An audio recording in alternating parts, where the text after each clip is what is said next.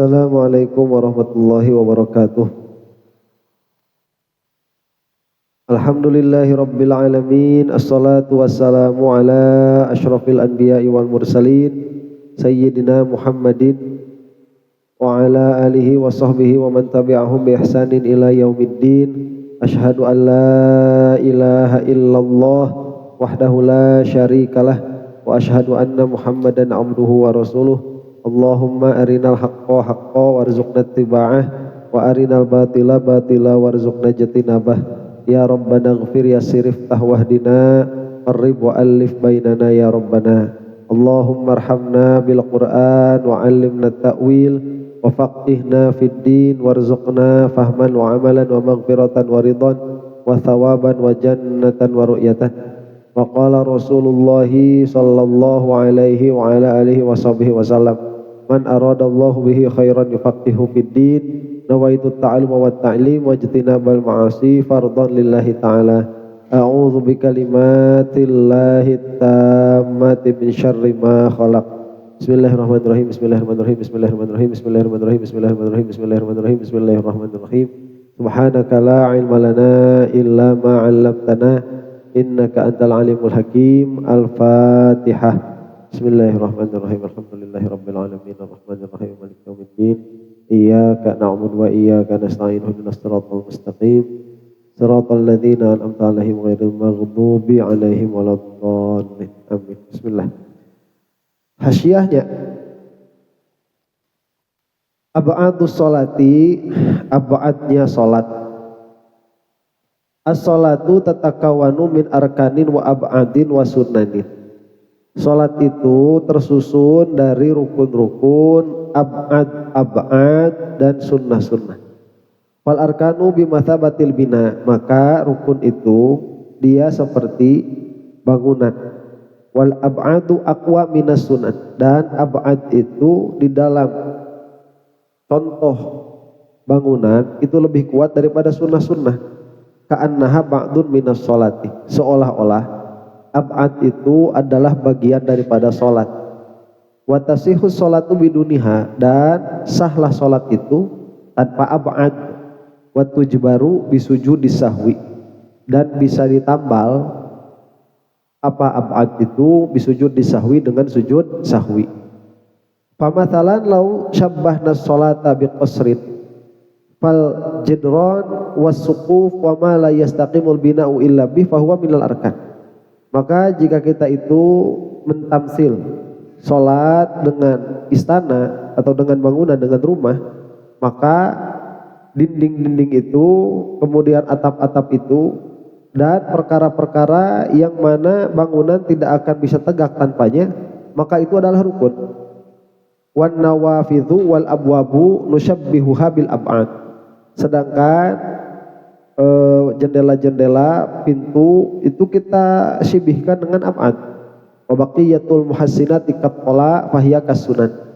Dan kebagusan-kebagusan yang lain itu seperti list-list itu ya di dalam bangunan, itu dia aksesoris, dia seperti sunnah-sunnahnya.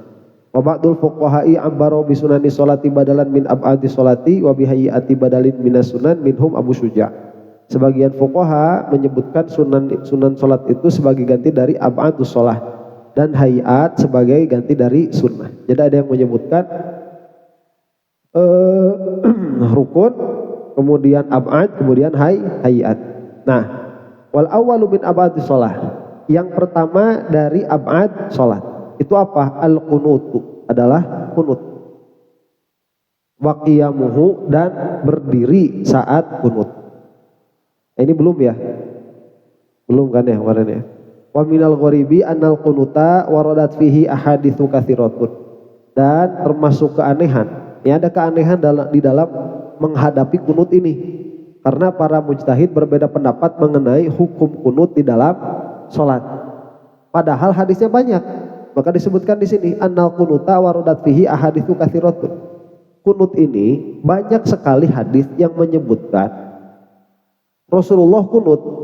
Wa fiha syai'un minal ittirab, tetapi ada apa ya ini? Ittirab itu ada keraguan ya, atau ada kecemasan atau ada kebimbangan pada para mujtahid.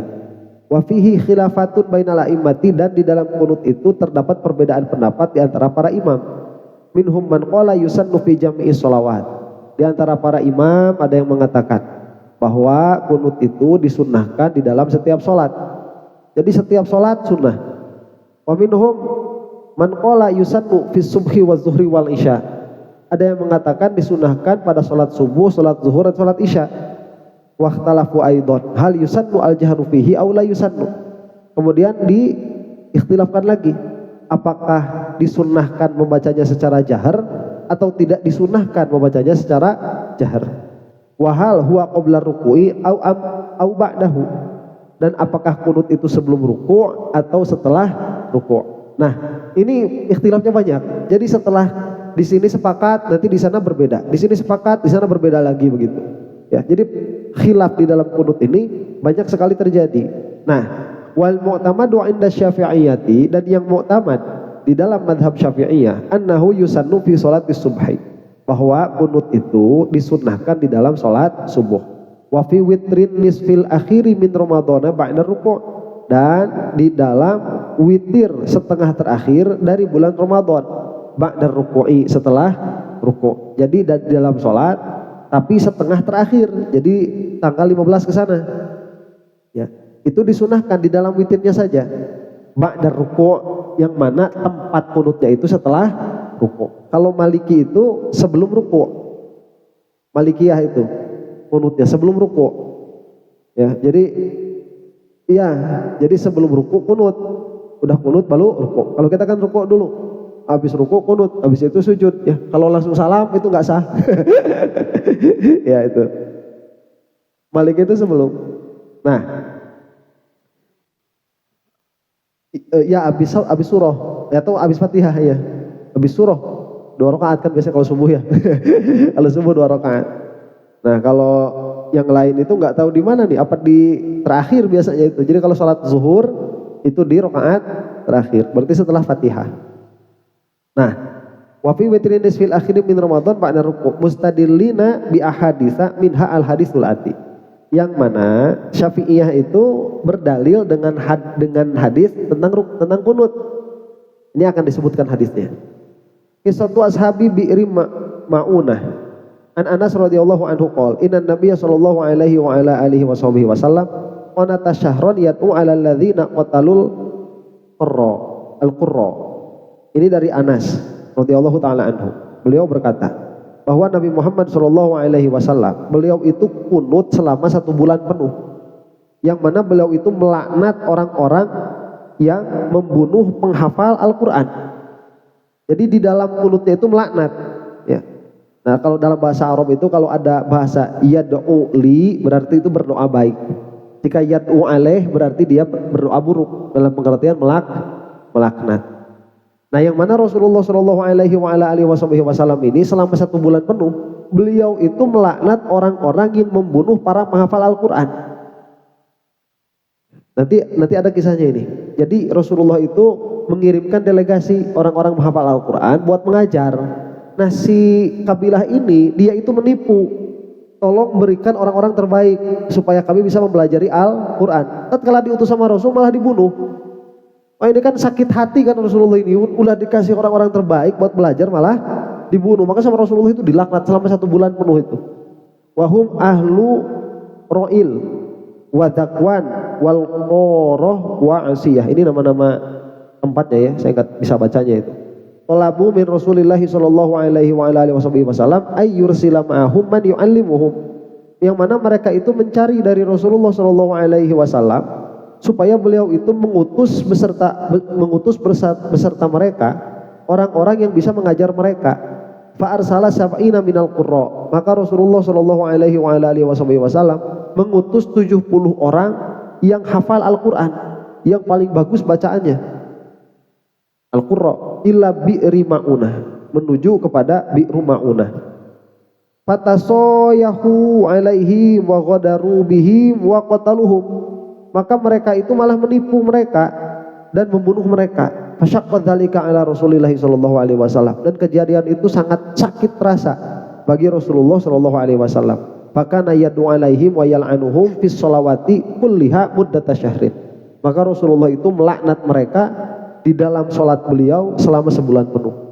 Nauzubillah min dzaliknya. Rasul dilaknatna ieu. Rawa Anas ibnu Malik radhiyallahu anhu anna Nabiy sallallahu alaihi wasallam qanata syahran yad'u alaihim thumma tarakah wa amma fi subhi falam yazal yaqnutu hatta faraqad dunya.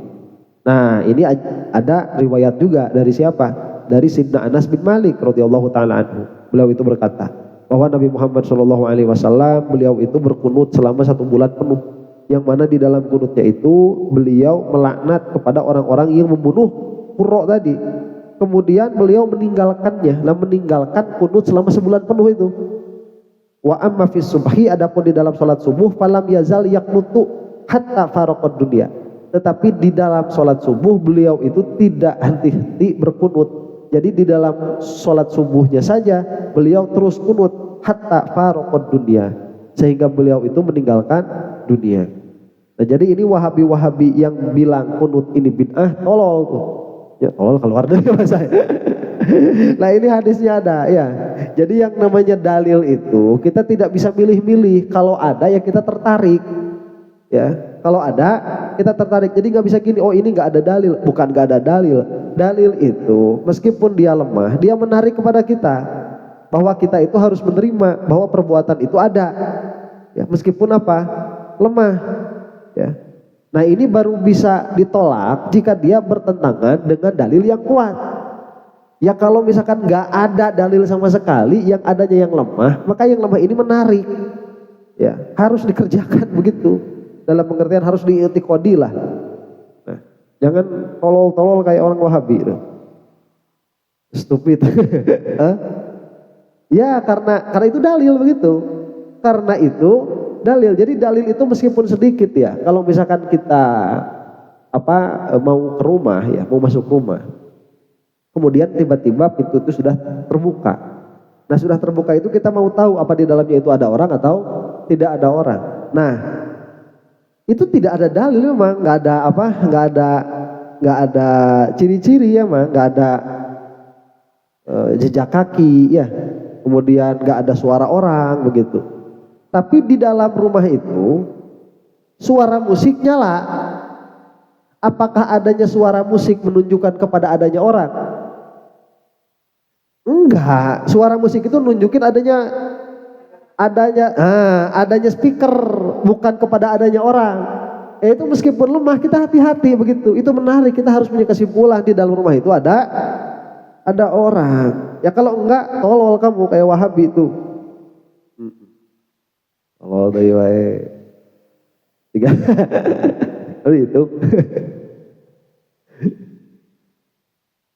Iya, karena itu dalil begitu. Jadi dalil itu selemah apapun ya dia jadi dalil, namanya ya dalil. Ya. Warawa Al-Hasan ibnu Aliyin, cuman memang ada di dalam beberapa kaidah itu nanti dalil tidak bisa menjadi hujjah. Memang tidak bisa jadi hujjah itu. Jika bertentangan makanya, ya dia tidak bisa jadi hujjah. Rawa Al-Hasan ibnu Ali alaihi wassalam qala allamani Rasulullah sallallahu alaihi wasallam haula'il kalimat fi qunutil witri faqala qul Allahumma ihdini fi man hadait.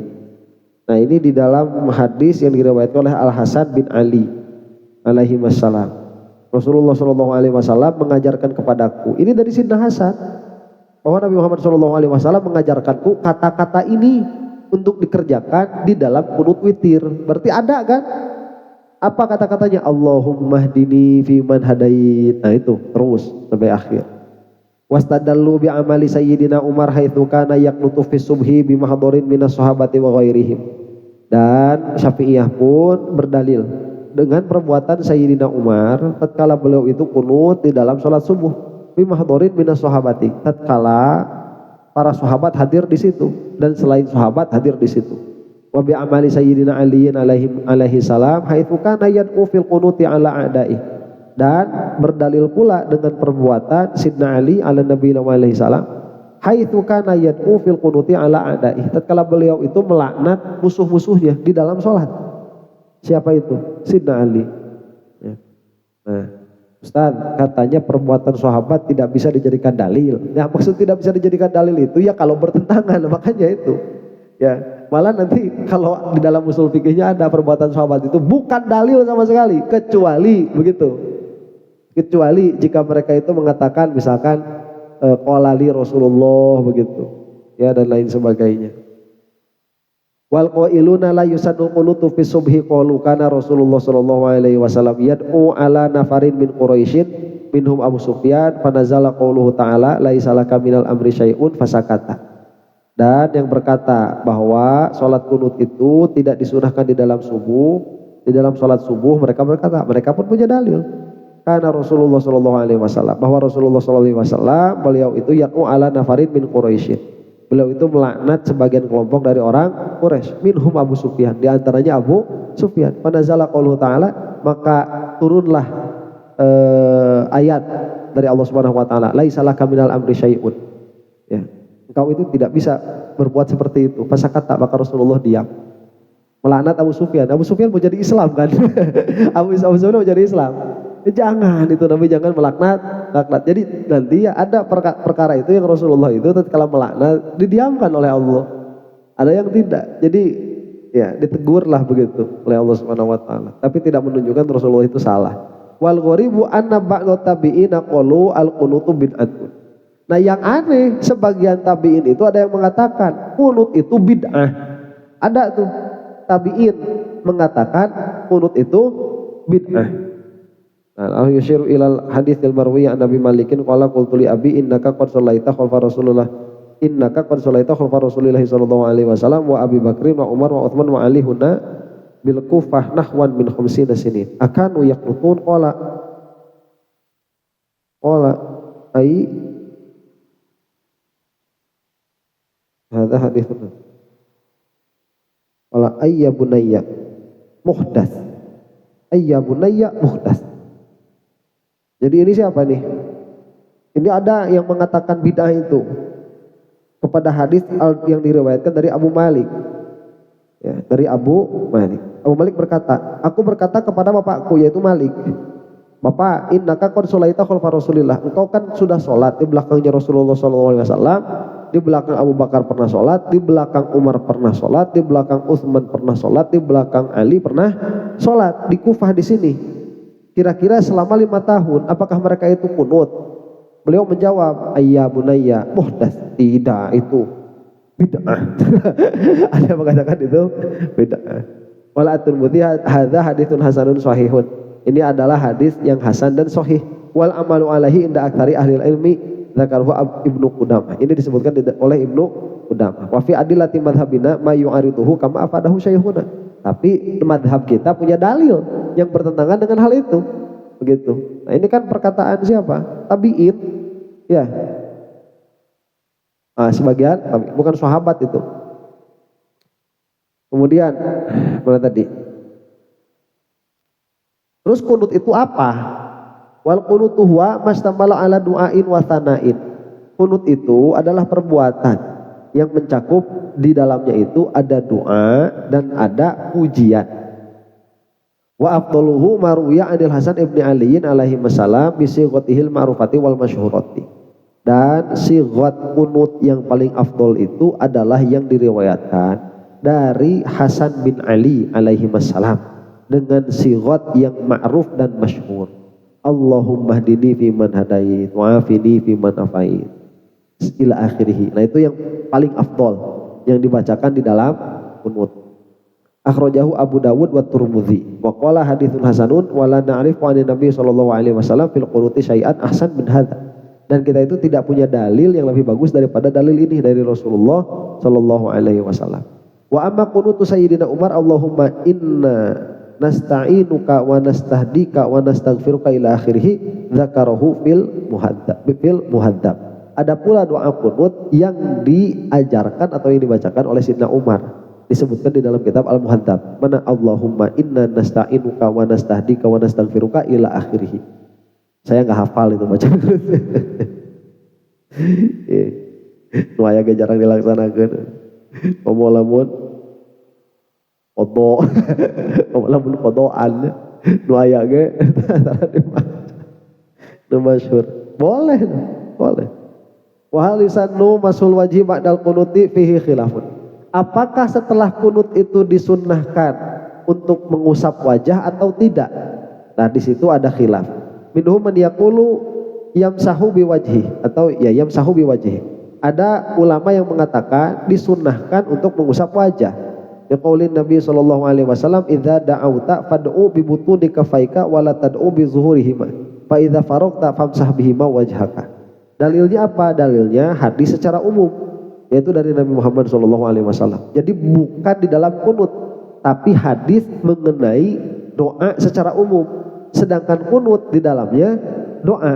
Nah, maka diambillah dalil ini untuk mengusap wajah setelah kunut. Apa hadisnya? Idza da'auta, apabila engkau telah berdoa, fad'u bi butuni kaffaik, maka berdoalah dengan apa ini? Ya telapak tangan. Butun itu batnunya. Ini batnun, ini dalamnya, ini zuhrun. Ya, apanya ini? Punggungnya, ya. Ini punggungnya. Punggung telapak tangan. Jadi berdoalah dengan telapak tangan, dengan dalamnya telapak tangan. Janganlah engkau berdoa dengan punggung telapak tangan, jangan begini, ya. Fa idza faragta, maka apabila engkau telah selesai, famsah bihima wajhak, maka usaplah dengan keduanya wajahmu. Nah, ini rawahu Abu Dawud wa Ibnu Majah, diriwayatkan oleh Abu Dawud dan Ibnu Majah. Berarti ada dalilnya tuh mengusap wajah, bukan karena lieur ningali persis curugna utek-utekan begitu ya. Ada apanya? Ada dalilnya. Ya berarti boleh begitu. Kalau tidak sunnah itu sunnah, diperintahkan oleh Rasulullah. Wa minhum may yaqulu yamsahu wajhahu kharijas shalah. Dan ada lagi sebagian yang mengatakan, oh sebentar, itu kan dalilnya secara umum. Sedangkan di dalam sholat kalau bergerak dengan dua anggota badan bisa batal. Ya, maka dia melihatnya tidak seperti itu. Nah, sebagian ulama ini melihatnya bagaimana? Kalau mau melaksanakan sunnah mengusap wajah nanti setelah sholat, begitu. Ya bari liur teh ningali utek-utekan tah. Sekalian. Jadi udah selesai, assalamualaikum warahmatullahi baru usap wajah. Lah usap wajah itu dia sunnah dari melaksanakan kunut yang tadi. Itu juga sun. Hadir sun. Nah, begitu. Mana tadi?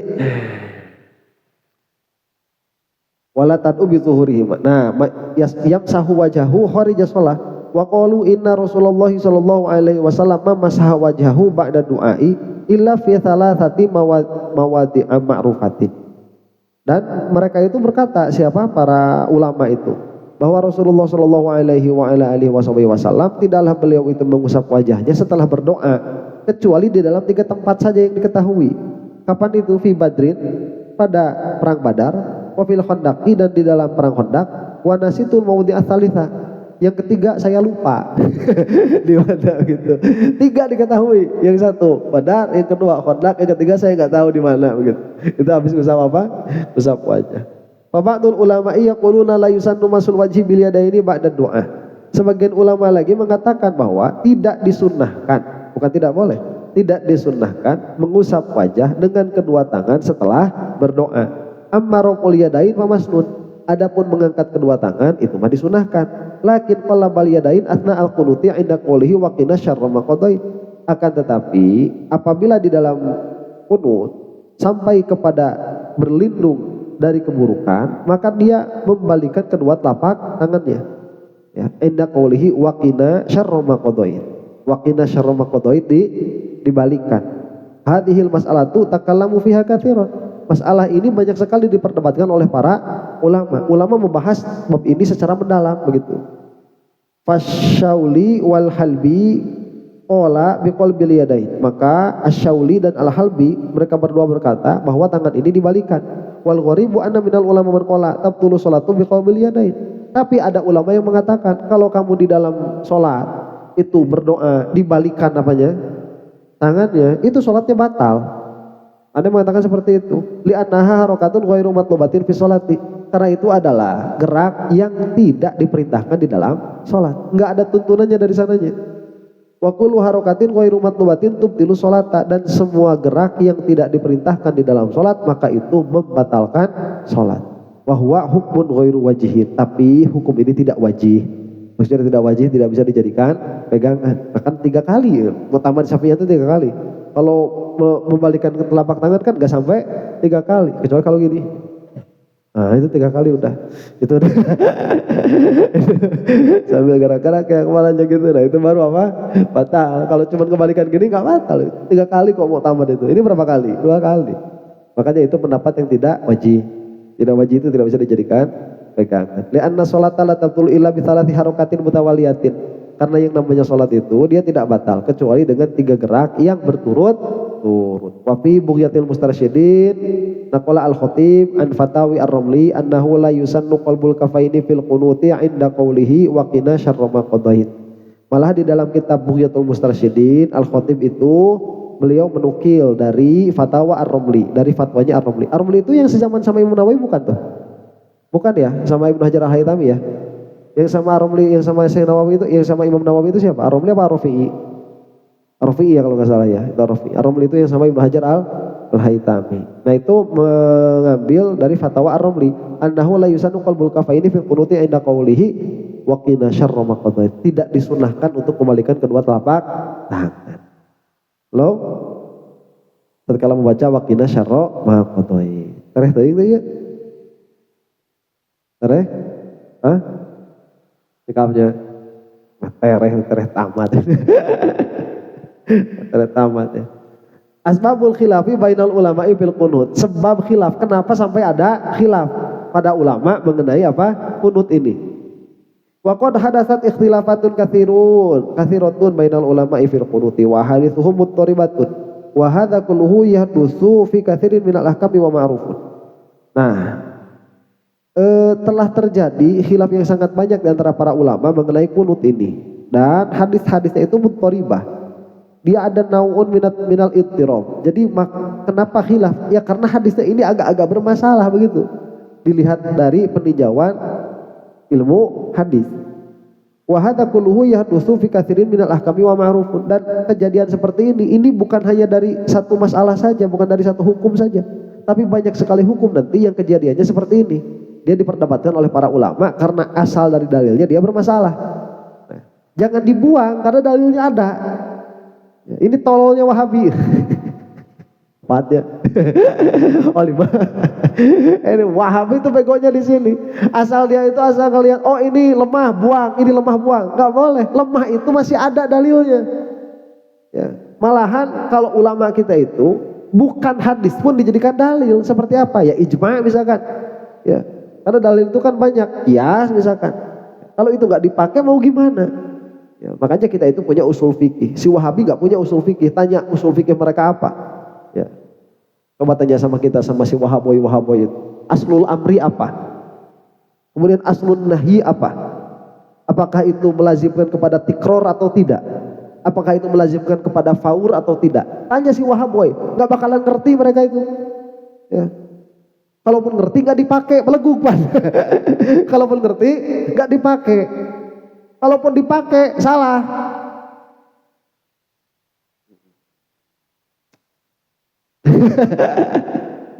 Tolong. Ada. Baik, aing mah tereh pensiun jadi YouTuber. Aing pusing. Ese mana ngerti jelema. Baik. Baikku. Maka ada dasar ikhtilafatun katsiratun baina ulama fil qunut wa hadithuhum muttaribatun wa hadza kulluhu yadutsu fi katsirin min al-ahkami wa ma'rufun li'anna sahabiyya yarwi kama sami'a wa kama ra'a. Kenapa demikian? Karena para sahabat itu mereka meriwayatkan sebagaimana mereka dengar dan sebagaimana mereka melihat. Wa Rasulullah sallallahu alaihi wasallam lahu mawaqif ahyanan mukhtalifatun wa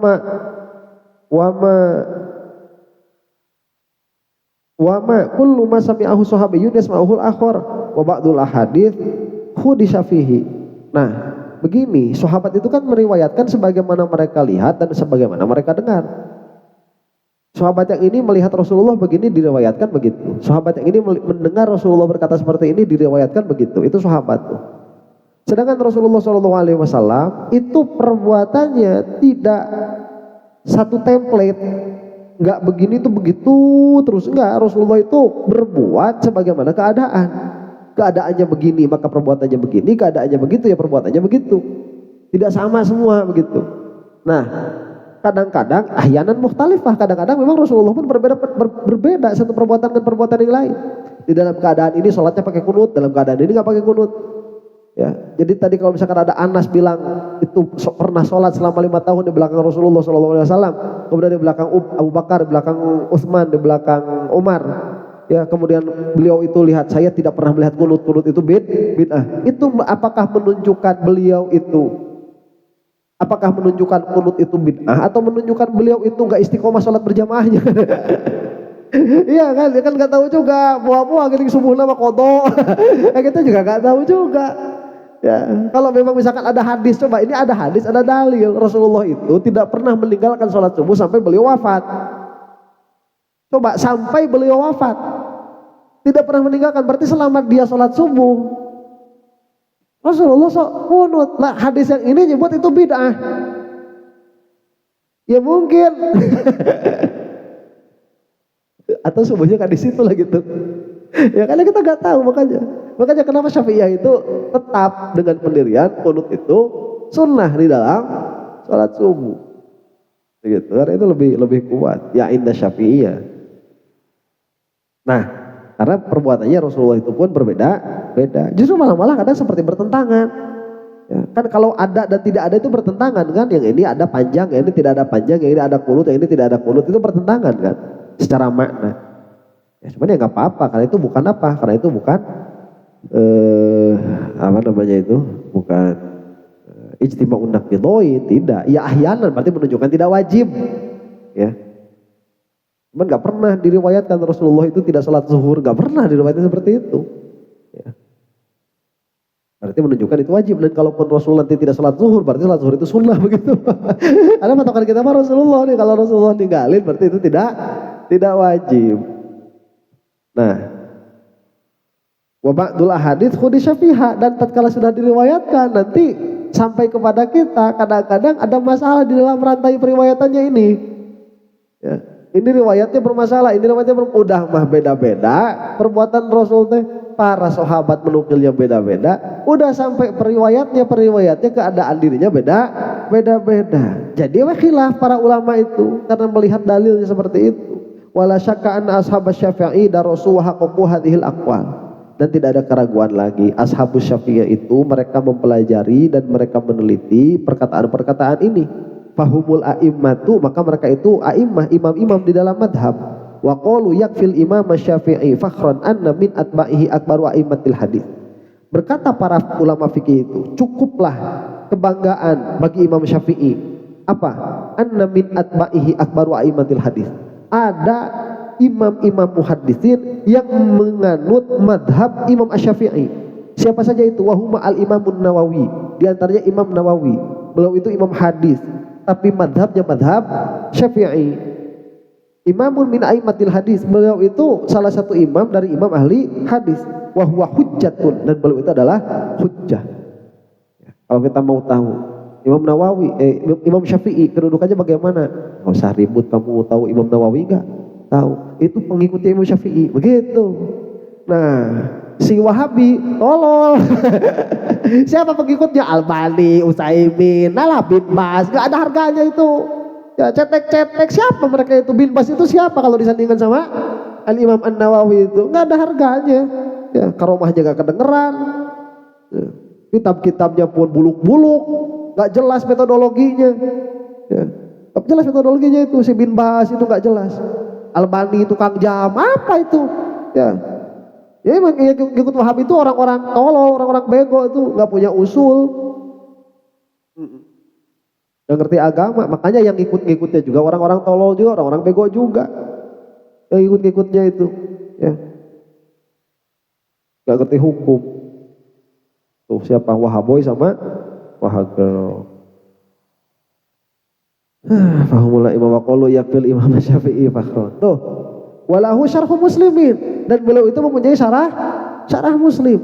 Wasani al-Imam Ibnu Hajar al-Asqalani. Yang kedua siapa? Al-Imam Ibnu Hajar al-Asqalani. Wa hadza imamun azim, dan beliau itu imam yang sangat besar, bukan besar badannya. Ya, tapi ya sudah teruji. Ya berapa lama sudah teruji. Walahul kitabul masyhur, dan beliau itu memiliki kitab yang sangat masyhur, Fathul Bari fi Syarhil Bukhari. Itu Fathul Bari fi Syarhil Bukhari. Wah itu udah la fathha ba'da la hijrata ba'da fathin. Sudah tidak usah pindah-pindah ke syarah Bukhari yang lain setelah ada Fathul Bari. Nah, itu dijadikan slogan, padahal itu hadis Rasul ya. Siapa itu? Imam Ibnu Hajar al-Asqalani. Siapa yang enggak tahu? Apa madhabnya? Syafi'iyah. Kamu mau jadi Wahabiyah? Tolol. Walaikum antarifu anda Ibnu Hajar ithnani al-awwal man dzakarna wa tsani Ibnu Hajar al-Haytami sahibut tuhfah wa qarinur ramli. Nah, kamu itu harus tahu ya bahwa Ibnu Hajar itu ada dua. Yang pertama itu Ibnu Hajar yang telah kami sebutkan, yaitu Ibnu Hajar al-Asqalani. Yang kedua itu Ibnu Hajar al-Haytami. Beliau itu sahibut tuhfah wa qarinur ramli. Nah, beliau itu siapa? Yang sezaman dengan Imam Ar-Ramli. Nah, tadi Ar-Ramli itu sejamannya dengan Ibnu Hajar al-Haytami. Itu ya pendapatnya sering berbeda tuh. Wal mu'tamad inda Ibnu Hajarin. Itu berbeda nanti. Wal mu'tamad inda Ramli. Ya wahada mu'tamad Ibnu Hajar, wahada mu'tamad Ramli. Itu berbeda. Yang saya ingat itu kayak apa? Kayak membayar zakat buat orang yang punya hutang.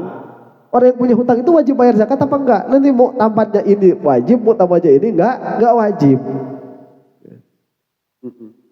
Berbeda pendapat. Lah kok bisa? Ya biasa. Perbedaan pendapat para ulama itu biasa. Asal kamu juga si Wahabi we. Terus itu mah ada bukan perbedaan pendapat, dia mah apa ya? Bikin cerita-ceritaan baru begitu. Ya. Mau ngeruntuhin usul. Tolol sih itu mah. Ego.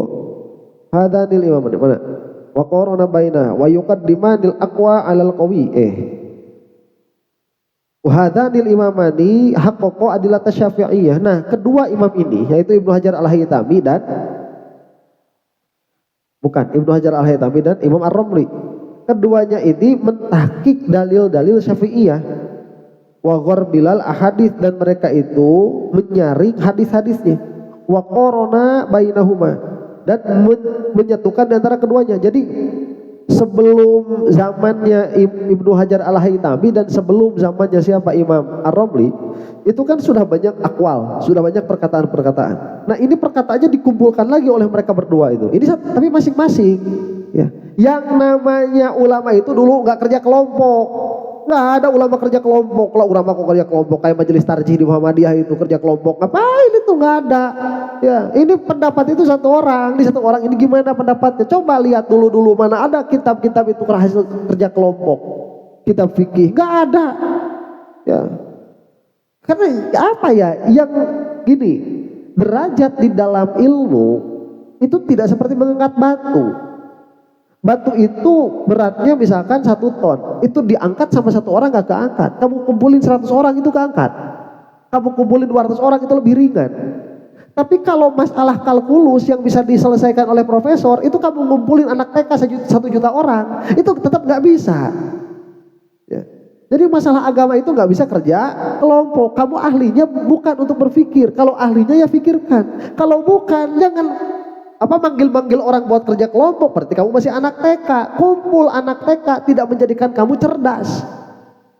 Jadi dalam agama ada tafsir Jalalain, itu dikarang oleh 2 imam. Itu pun bukan kerja kelompok. Yang satunya wafat ditulisin sama yang satunya lagi. Ya, ada kerja kelompok itu, apalagi kayak buzzer, gak ngerti apa-apa, main serang, baik. Terusin aja, ya, naikin views, bagus. Subscribe jangan lupa, meskipun kamu itu meskipun buzzer, subscribe, ya, subscribe. Nah itu, jadi mereka berdua ini sudah ada qaul banyak sebelumnya. Nanti ditahqiq mana yang lebih sesuai dengan hadis begitu, mana yang lebih sesuai dengan usulnya Imam Asy-Syafi'i. Lah kadang-kadang yang namanya orang sudah ditahqiq pun berbeda juga hasilnya, begitu.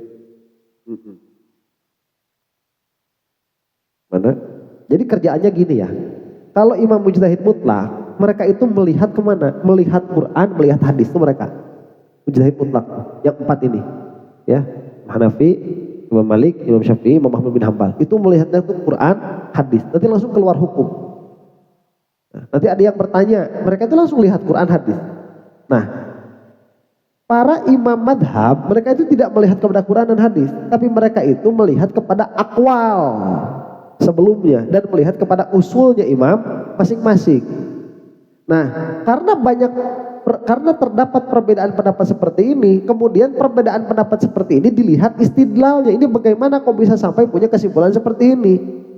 Misalkan sebagian Syafi'iyah mengatakan bahwa bergerak itu maksimal 3 kali berturut-turut, yang satu mengatakan tidak usah 3 kali berturut-turut, yang penting tidak sampai 1 rakaat. Nah ini kan pasti punya dalil keduanya itu, yang ini punya dalil, yang ini punya dalil. Nah, itu dicari istidlalnya, ini bagaimana dalilnya. Kalau ada Quran lihat Qurannya, kalau ada hadis lihat hadis, ini pun begitu. Lah nanti kalau misalkan ini sama-sama pakai hadis, kita lihat nih hadis yang mana yang lebih sahih. Oh ternyata hadis yang ini lebih sahih, maka yang inilah yang mu'tamad begitu. Lah itu mereka kerjaannya. Jadi nggak langsung Quran hadis, nggak, beda. Tuh kalau Wahaboy langsung Quran hadis itu kerjaannya. Ya, kita lihat bagaimana Quran hadis menurut Bin Baz, cie Quran hadis Bin Baz. Tolol ning urang we Imam Nawawi ya. Itu. Ning urang we.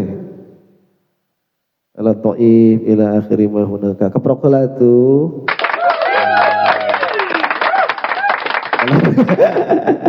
Keprokola. Turutan memaku front aing. Prokola tuh.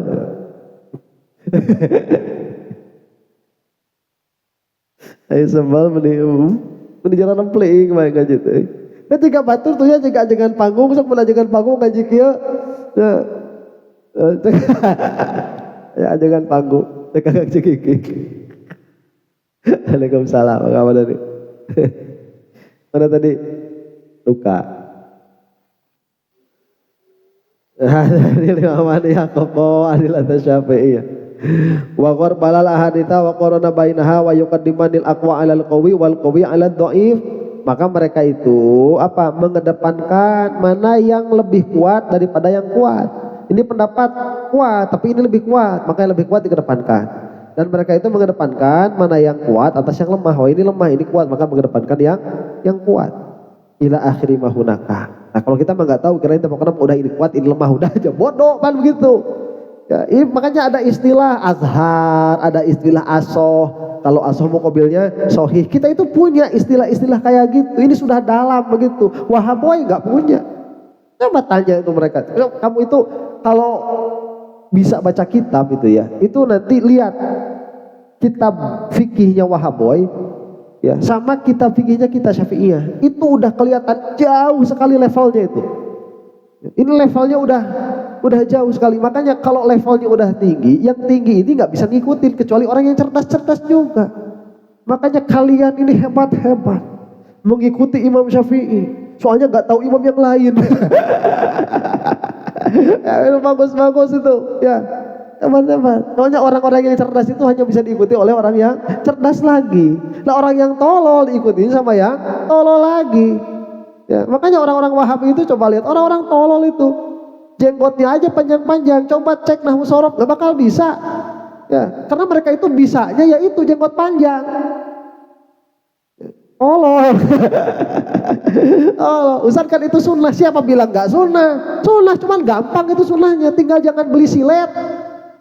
Kamu gak usah beli silet 1 tahun. Kurang kumaha panjang katanya.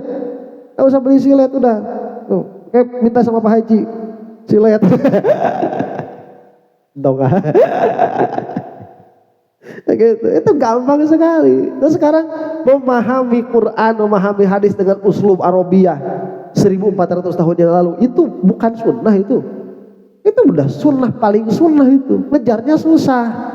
Makanya tuh lihat santri-santri NU, santri-santri salaf, itu jenggotnya pada nggak ada, pada nggak jenggotan. Tapi kalau ditanya nahwu shorof, wah sarwali ulana ya nama. Ya, tapi kalau ditanya tentang ilmu alat, mereka itu hebat-hebat begitu. Ya. Nah makanya orang-orang yang gajinya tinggi nggak jadi wahaboy, karena mereka cerdas-cerdas. Orang yang nggak ngaji, nggak pesantren, ya, itu nanti tersilap itu bahasa Indonesianya. Terkesima, tersilaukan oleh gelar-gelar. Oh ini kan lulusan Madinah, kamu itu nggak tahu yang pegang Madinah itu wahaboy. Si MBS sekarang mah, ya Muhammad bin Salman. Gimana orang sekarang konser-konser udah dekat-dekat ke mana? Udah dekat-dekat ke Mekah, pun konser Roma Irama. Masih enak itu ya. Nah, sekujur bangkai. Lebih baik daripada 70 majelis Habib. Tolol. Ayo masih Roma Irama ya mah. Ayo atau Beyonce. Lagu. Terus mau gimana? Jadi nges liur kaburkeun wahaboy. Wa qala ba'dul ulama yustahabbu fi raf'il yadaini at-tafriqu bainal yadain. Nah, sebagian ulama lagi berkata disunnahkan di dalam mengangkat kedua tangan at-tafriqu bainal yadain. Di antara kedua tangan ini harus dipisahkan. Oh enggak, kayaknya di sini ya. Dan di sini nih. Tafriq gini. Liyajma'a bainar raf'i wan nazar ila maudhi'i sujud, supaya disatukan. Jadi ngangkat tangan masih bisa, lihat ke tempat sujud bisa. Jadi kalau lagi kunut kita kan ngangkat tangan. Ngangkat tangannya kalau gini, itu kan sejadah kehalang gitu. Gak bisa dilihat tempat sujud itu. Ya, tapi kalau misalkan ininya dipisah, dibuka, nah ini jamun bainahuma, jadi ngangkat tangan dapat, ngelihat ke tempat sujud dapat.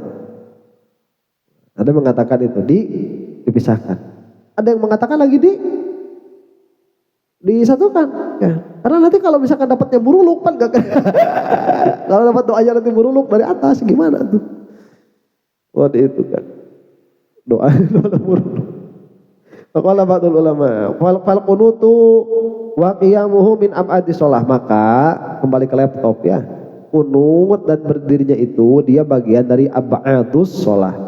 Wa yalzamu min tarkil qiyami tarkul kunut, ya lazim lah kalau misalkan berdirinya itu ditinggalkan maka kunutnya pun ditinggalkan, lazim itu. Jadi nggak di sini itu nggak bisa kunut tanpa berdiri. Kalau nggak kunut kalau nggak berdiri ya sudah nggak bakalan ada kunut. Lakin lau sholla wa huwa qa'idun bi udhrin fal qu'udu bi mathabatil qiyam. Tapi apabila jika dia itu sholat dengan keadaan duduk, nah duduknya itu dia sama seperti berdiri, maka bisa kunut sambil duduk. Kalau dari awalnya dia sholat sambil duduk. Wa yasuru wa yusawwirul fuqaha'u qiyamal qunutil akhras, dan para fuqaha itu nanti mereka menggambarkan bagaimana berdirinya kunut bagi orang yang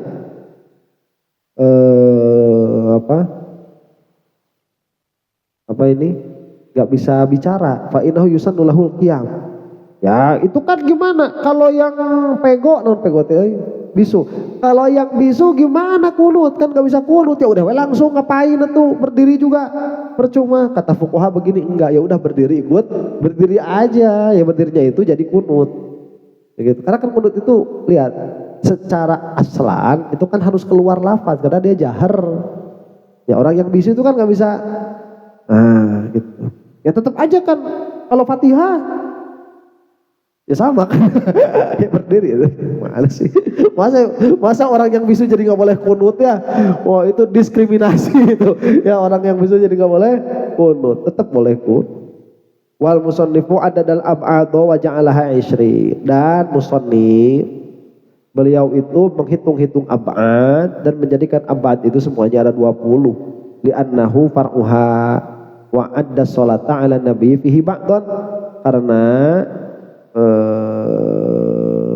apa itu? Karena ab'ad itu cabang dari sholat, dan beliau itu menghitung sholawat atas Nabi fihi ba'dun, di dalam kunut sebagai satu ba'dun, wa qiyamahu ba'dun, berdirinya sebagai ba'dun, wa sholata alal ali wa ala sahbi, wa kullu hadhihi tafri'at dakhilatun fil kunut. Nah semua macam-macam ini dia termasuk dalam kunut. Jadi kunut itu ya satu. Tapi kalau kita mau memecah itu dipecah tuh, apa saja itu. Nah berdoa di dalamnya, kemudian sholawat di atas Nabi, berdiri pada kunut, kemudian sholawat atas Ali, sholawat kepada sahabat. Nah, ini 5. Jadi 1 lah dihitung 5 ya jadi banyak atau jadi 20 apa aja begitu. Padahal kalau dihitung satu kunut ya satu aja kunut. Wa min ab'adis sholat, dan termasuk ab'adus sholat. Apa itu? At-tasyahudul awalu wa qu'uduhu, tasyahud awal dan duduknya. Wa farra'ahul musannifu kama fa'ala fil qunut, dan musannif pun mentafri' lagi, memecah lagi sebagaimana disebutkan di dalam qunut. Wa dzakara sholata 'alal ali fit tasyahudil akhiri bi annaha ba'du min ab'adis sholat, dan beliau itu menyebutkan bahwa sholawat atas alu Muhammadin di dalam tasyahudul akhir bahwa itu adalah ba'dun min ab'adis sholat, itu termasuk ab'ad. Wa hunaka qaulun bi annaha ruknun, tapi ada pula yang mengatakan bahwa sholawat atas alu Muhammadin itu rukun. Wa yunsibuna hadainil baitaini lil Imam Syafi'i, dan mereka yang mengatakan bahwa bersolawat kepada alu Muhammadin ini adalah rukun di dalam sholat, beliau itu menisbahkan perkataan ini kepada Imam Asy-Syafi'i. Ini ada baitnya ini, ya, ada apanya? Ada syairnya. Kumaha macana ya. Aik saya bet mah saya. Aduh aku latih. Ya ala baiti Rasulillahi. Masalahnya lain gitu ya, pokoknya begini, ya ala baiti Rasulillahi hubbukumu fardun ala nasi fil qur'ani anziluhu kafakumu min azimil qadri annakumu man lam yusalli alaikum la sholata lahu. Duhai ahlu baitnya Rasulullah sallallahu alaihi wasallam, cinta kepada kalian itu adalah wajib atas seluruh manusia di dalam Al-Quran yang telah diturunkan oleh Allah. Nah, itu memang ada ayat Al-Quran yang harus cinta kepada ahlul bait. Rasulullah itu bilang seperti ini, saya ini gak minta ujroh sama kamu itu, ya, saya ini dakwah gak minta ujroh, cuman satu aja Pak, tolong cinta sama saya dan keluarga saya, begitu ya. Itu Rasulullah itu ya. Silaturahim dan cintalah kepadaku dan ahlul baitku, itu Rasulullah. Jadi nggak minta ujur. Makanya Imam Syafi'i, ya ini bait dinisbahkan kepada Imam Asy-Syafi'i. Kata Imam Syafi'i itu wajib kamu itu cinta kepada ahlul bait. Kafakumu min azimil qadri annakumu, cukuplah atas kalian itu yang menunjukkan ketinggian kadar kalian bahwa kalian semua itu, siapa ahlul bait, man lam yusalli alaikum la sholata lahu, barang siapa yang tidak bersolawat atas kalian di dalam sholatnya, maka tidak ada sholat baginya. Itu menunjukkan tingginya kedudukan ahlul bait. Nah sekarang ini dipecah kan, ya. Ahlul bait itu, ini Ba'alwi itu udah jelas, itu sudah jelas keturunannya, dzurriyyahnya Rasulullah Shallallahu Alaihi Wasallam dengan ilmu yang sudah tetap, baik ilmu nasab ataupun usul fikih ataupun fikih. Mereka ini sudah jelas ahlu baitnya Rasulullah Shallallahu Alaihi Wasallam, dan kita tahu Imam Mahdi itu nanti dari keturunannya Rasulullah Shallallahu Alaihi Wasallam. Lah sekarang ini udah mulai digadang-gadangkan yang namanya ahlul bait harus tes DNA. Lah masa nanti ada Imam Mahdi mau kita pinta dulu tes DNA? Ya, coba saya tanya nih, kamu tahu nggak gimana itu tes DNA itu? Apanya? Prosesnya, caranya? Enggak. Cara itu gini, itu kan yang punya di Amerika tuh, itu cuma beberapa perusahaan aja yang punya. Jadi kamu itu nanti apa namanya itu? Kalau 4 tahun yang lalu itu ya, kalau sekarang kan udah ada yang kayak tespek. Jadi kalau kita kan tahu ada apa di kita itu namanya itu apa? Bukan di tespek itu kan ada garisnya, ya ada garisnya. Ini kalau garis segini kita langsung tahu tuh, ya. Ini kalau tes DNA kita kayak gini, celup langsung tahu. Oh berarti saya tuh Afrika Tengah. Enggak, itu nanti dikirim dulu ke Amerika, dikirim dulu. Nanti habis dikirim, dibalikin lagi, baru ada hasilnya. Nah hasil tes DNA itu mereka pun tahu. Ini nanti kan dilacak nih ya, kamu itu. Nanti nih misalkan Angga Sugi Pragina, kamu itu 75% Italia, 15% Afrika, 3% India, ya. 2% Australia, bawa keturunan kanguru.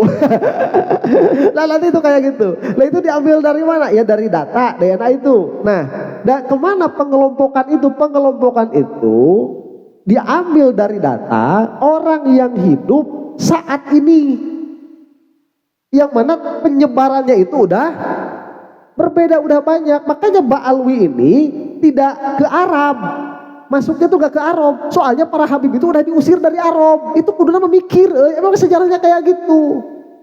Ba'alwi itu dicek gak ada, Arab 70% gak ada. Makanya kok kenapa ada Ba'alwi, kok gak ada Arab-Arabnya? Koplok, Arab itu udah Dajjal itu. Udah Wahabi, Arabnya.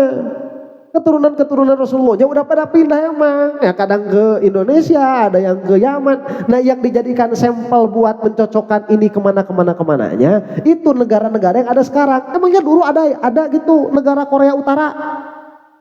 Enggak ada. Nah, terus orang-orang Korea ini aslinya dari mana?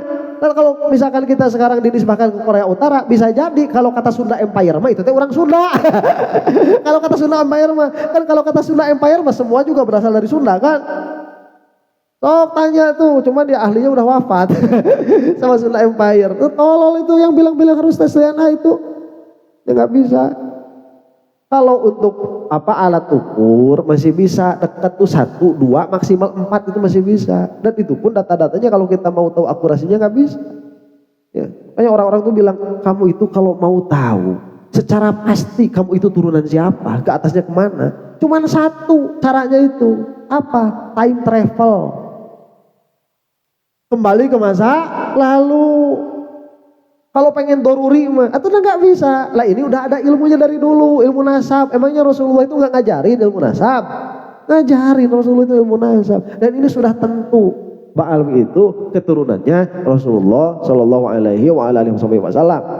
Ya, was nanti saya nggak bilang ini bakal dari Bani Ba'alawi, enggak. Cuman kalau ini dijadikan usul, si tes DNA itu dijadikan usul, terus nanti itu harus Amerikain dulu. Nah sekarang kalau di Amerikanya itu orangnya nggak amanah gimana? Ya kan bisa diutak-atik juga kan, orang subuh pendek itu tolol. Saya nggak tahu ini. Besok lusa ini kalau ada korban nyawa itu, ya, celoko itu. Nauzubillahi min. Nah, tapi udah mending nggak tahu sih sebenarnya mah ya. Mending ngaji aja yang bener udah gitu. Mending gak usah ikut-ikut terlibat, udah biarin aja lah, bodo amat gitu ya, mau gimana juga. Cuman yang guys kagok, lebar subscriber. Gara-gara pensiun sebenarnya. Nek. Mana tadi teh? Alaman yaqulu innaha ruknun fitani, li annahu naqala ruknan ila ghairi mahallihi alaman yaqulu bil butlan min aqli rukni. Nah, lakin ma'dus syurrah qalu man lam yusalli alaikum hina yusalli ala Rasulillah sallallahu alaihi wasallam. Wa inda Ibnu Hajarin. Nah, nanti ada apa? Diralat sedikit, bukan itu ya syarahnya ya, syarah dari bait yang tadi. Wa inda Ibnu Hajarin man shalla alal ali fi tasyahudil awali tabtulu salatuhu. Nah, kalau Ibnu Hajar Al-Haytami bilangnya itu jika sholat atas alu Muhammadin di dalam tasyahud awal maka sholatnya batal. Nah, ini yang mengatakan sholatnya batal itu. Makanya kalau tahiyat awal itu sholawatnya jangan lengkap. Allahumma sholli ala sayyidina Muhammad. Udah sampai situ. Jangan sampai wa ala ali Muhammad, karena jika sampai kepada wa ala ali Muhammadin maka akan menyebabkan batalnya sholat. Indah Ibni Hajar. Begitu. Indah Ibni Hajar.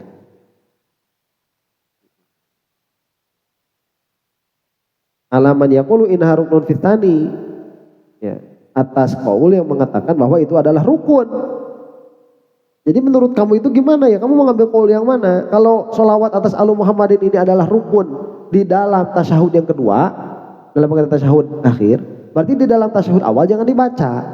Karena kalau dibaca sholat kamu batal, li'annahu naqala ruknan ila ghairi mahalli, karena dia telah memindahkan rukun kepada selain tempatnya. Tuh. Ini kan rukun, di mana tempatnya? Di tasyahud akhir. Nah kamu ini lagi ngapain? Tasyahud awal. Itu sama aja kayak kamu salam di tasyahud awal, itu sama. Karena memindahkan rukun dari tempatnya. Nanti kalau netizen dibilangin kayak gini, komentarnya gimana? Alah, agama tidak seribet itu. Tolol, geus murtad eta jelema begitu. Yang penting sholat. Ini kaulnya ulama, ya kita mau ambil mau enggak, ya udah ini kaulnya ulama, mereka istidlal punya dalil begitu. Ya. Binaqlir ruknil qauli lakin katsiran min ahlil baiti ya'tu nabiha fit tasyahudil awwali, tapi banyak sekali ahlul bait membacakan sholawat atas alu Muhammadin pada tasyahud pertama. Ada yang enggak apa-apa juga, ini qaul kok ya. Wa man taraka ba'dhan min ab'adi sholati au aktsara jabbarahu bi sujudi sahwi wa sayatil kalamu ala sujudi sahwi fi babihi, dan barang siapa yang meninggalkan ba'dhan min ab'adi sholat atau lebih dari satu ab'ad, nah ini si eta mah sholawat atas Ali tidak kunut itu. Jadi ab'adnya ditinggalin banyak banget gitu. Itu bisa nanti jabrun ya jubbiro bis sujudis sahwi, itu bisa ditambah dengan sujud sahwi, dan nanti sujud sahwi itu bagaimana nanti akan ada babnya tersendiri. Nah, nanti ada sholawat atas sahabat. Nah udah nanti terakhir nih. Pemindah ma'adiha termasuk dari abadu sholat apa? As-sholatu ala sohbi, sholawat atas sahabat. Wa addal musannifu sholata ala sohbi fil qunuti min abadi sholah. Dan musannif itu menghitung sholawat atas sahabat di dalam kunut itu termasuk abadus sholah. Lakinna Ibn Ziyadin al-Yamani allaku alal mawdu'i kathiron waqala mahuna kama'ahum dalilun. Tapi ya berbeda pendapat lagi. Ada yang mengatakan sholawat kepada para sahabat itu tidak disunnahkan. Dalilnya annahum qasus sholata ala sahbi bis sholati ala ali. Nah, dalilnya apa? Dalilnya ini begini, yang menetapkan sholawat atas sahabat itu sunnah karena ini dikiaskan kepada sholawat atas alu Muhammadin. Jadi bagaimana keadaan para sahabat? Ya dikiaskan. Terus nanti kalau bilang gini, nah terus kepada tabiin gimana? Kenapa gak dikiasin sama sahabat? Atau jadi terus kalau kayak gitu ya. Gitu. Cuman ya istidlalnya sahabat karena mereka itu sama-sama punya kesamaan begitu, ada ilatnya apa? Membarengi Rasulullah SAW. Dan sahabat itu kan dia lebih umum ya daripada alun begitu. Tidak semua alu Muhammadin itu sahabat, tapi tidak semua sahabat itu alu Muhammadin, tapi alu Muhammadin yang sezaman sama Nabi Muhammad SAW itu semuanya sahabat. Al-alih wasu'ila antalika fa'ajab kalamin tawilin hasiluhu ada mustibabi dzikri suhbi fil qunuti wa qala walam yusarrih bistibabi dzikri dzalika fihi ahadun wa qala wala yuqasu alal ali. Nah itu istidlalnya. Ada yang mengatakan bisa dikiaskan kepada alu Muhammadin, ada yang mengatakan tidak bisa dikiaskan kepada alu Muhammadin. Cuman kalau musannif di sini kan tadi disebutkan ya, itu sunnah ya. Musannif sunnah. Wa takallama ba'du ulama isyi'ati wa ba'du ulama sunnati bi kalamin katsirin wa qalu inna qiyasa sholati ala sahbi bil ali laisa fi mahallihi wa lamma su'ila Rasulullah sallallahu alaihi wasallam kaifa nusalli alaika allamahum sighatan ma'rufatan yaj'aluna sholawatihi bi mujibiha wa hadza daliluhum wa hadhihi sighatu hiya sighatu sholati al ibrahimiyah al ma'rufah. Nah ini nanti ulama Syiah mengatakan begini, ulama Ahlussunnah pun banyak yang mengatakan begini, bahwa sholawat atas sahabat itu berdalil dengan kias terhadap sholawat atas alu Muhammadin itu bukan pada tempatnya. Kenapa? Karena Nabi Muhammad SAW tatkala ditanya itu nanti mengeluarkan sigot sahabat, alu Muhammadin disebutkan sedangkan sahabat tidak disebutkan, maka dari itu tidak bisa dikiaskan. Itu yang mengatakan bahwa sholawat kepada sahabat bukan sunnah, tidak disunnahkan. Wallahu a'lam bishawab. Nanti kita masuk kepada sunanus sholat. Masih ada pertanyaan ya? Kita tutup dulu dengan hamdalah. Alhamdulillahirabbil alamin.